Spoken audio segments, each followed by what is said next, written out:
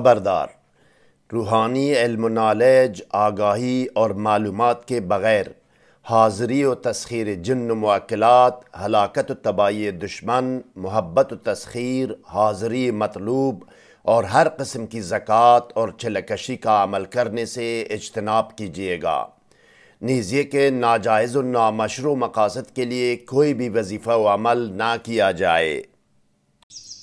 بسم اللہ الرحمن الرحیم۔ السلام علیکم ناظرین۔ خواتین حضرات، کبھی کبھی بیماری کا علاج معالجہ بہت لمبا ہو جاتا ہے۔ اکثر اوقات یہ ہوتا ہے کہ بیماری میڈیکل رپورٹ میں نہیں آتی، میڈیکل رپورٹ کلیئر ہوتی ہیں لیکن آدمی بیمار ہوتا ہے۔ بعض اوقات یہ بھی ہوتا ہے کہ ڈاکٹر کہتا ہے کہ یہ بیماری سمجھ میں نہیں آ رہی اور سمجھ سے بالاتر ہے۔ کبھی کبھی یہ کہہ دیتا ہے کہ بیماری دوا سے نہیں دعا سے ختم ہوگی، دعا بھی کیا کریں۔ اکثر و بیشتر یہ بھی ہوتا ہے کہ بیماری کوئی اور ہوتی ہے لیکن لوگ ڈپریشن اور نفسیاتی امراض کی میڈیسن استعمال کرتے ہیں۔ جو بیماری جسمانی نہ ہو، سحر و جادو، نظر بد یا جنات کے اثرات کی وجہ سے ہو، ڈاکٹر حضرات اس بیماری کی تشخیص نہیں کر سکتے اور یہ بیماریاں میڈیکل رپورٹ میں نہیں آتی۔ اب یہ کیسے معلوم کیا جائے کہ یہ بیماری جنات کی وجہ سے ہے یا سحر و جادو یا نظر و بد کی وجہ سے یا یہ کہ یہ جسمانی بیماری ہے؟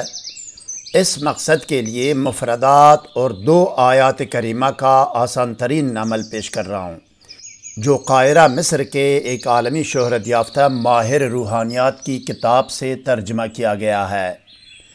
وظیفہ و عمل کے سند و ثبوت سے آگاہی کے لیے کتاب کا وہ صفحہ آپ کے سامنے ہے جس پر تشخیص امراض کا وظیفہ و عمل درج ہے، جس کو میں نے عربی سے ترجمہ کیا ہے۔ یہ کتاب قاہرہ مصر سے عربی زبان میں شائع ہوئی ہے۔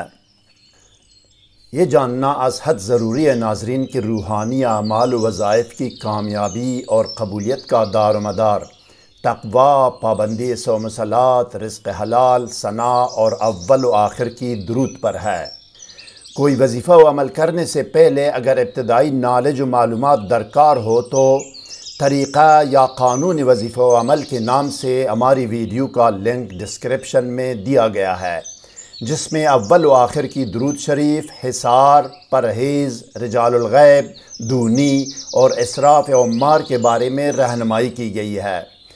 سحر و جادو اور جن نواسب اور ڈپریشن و نفسیاتی امراض کے گھنٹوں کے اندر مکمل اور مستقل علاج کے لیے کمنٹ یا ای میل کر کے ہم سے رابطہ کر سکتے ہیں۔ ہم اللہ کے حکم اور اجازت سے آپ کو تحریری گارنٹی بھی دے سکتے ہیں۔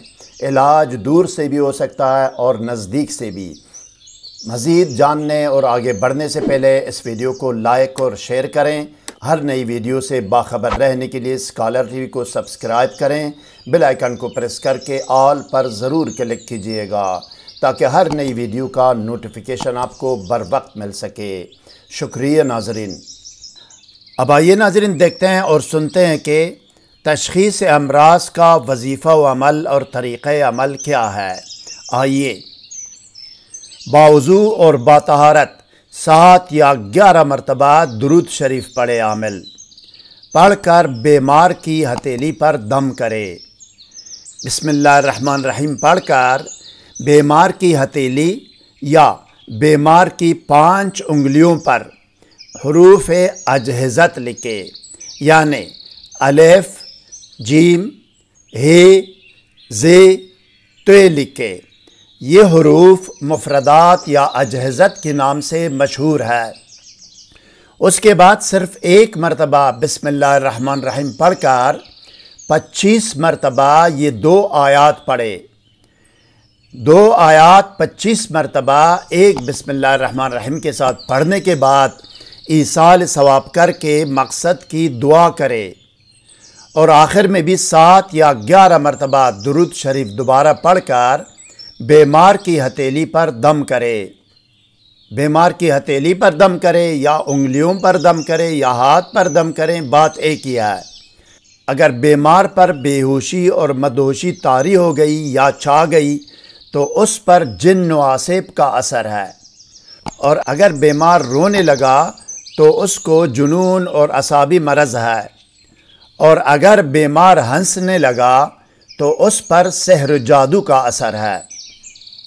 پڑھنے کے لیے سورہ زمر کی آیت نمبر 68 اور سورہ اعراف کی آیت نمبر 143 یہ ہے: بسم اللہ الرحمن الرحیم وَنُفِخَ فِي الصُّورِ فَصَعِقَ مَنْ فِي السَّمَاوَاتِ وَمَنْ فِي الْأَرْضِ إِلَّا مَنْ شَاءَ اللَّهُ ثُمَّ نُفِخَ فِيهِ أُخْرَى فَإِذَا هُمْ قِيَامٌ يَنْظُرُونَ وَلَمَّا جَاءَ مُوسَىٰ لِمِيقَاتِنَا وَكَلَّمَهُ رَبُّهُ قَالَ رَبِّ أَرِنِي أَنْظُرْ إِلَيْكَ قَالَ لَنْ تَرَانِي وَلَكِنْ انظُرْ إِلَى الْجَبَلِ فَإِنِ اسْتَقَرَّ مَكَانَهُ فَسَوْفَ تَرَانِي فَلَمَّا تَجَلَّى رَبُّهُ لِلْجَبَلِ جَعَلَهُ دَكًّا وَخَرَّ مُوسَىٰ صَعِقًا فَلَمَّا أَفَاقَ قَالَ سُبْحَانَكَ تُبْتُ إِلَيْكَ وَأَنَا أَوَّلُ الْمُؤْمِنِينَ۔ مزید کوئی سوال ذہن میں ہو تو کمنٹ سیکشن میں ہم سے رابطہ کریں، ہم آپ کو ضرور جواب دیں گے۔ ہر نئی ویڈیو سے باخبر رہنے کے لیے اس ویڈیو کو لائک اور چینل کو سبسکرائب کریں اور بیل آئیکن کو پریس کر کے آل پر ضرور کلک کیجئے گا۔ اگلی ویڈیو تک خدا حافظ۔ سبسکرائب کرنے کا شکریہ۔ والسلام علی من اتبع الہدی۔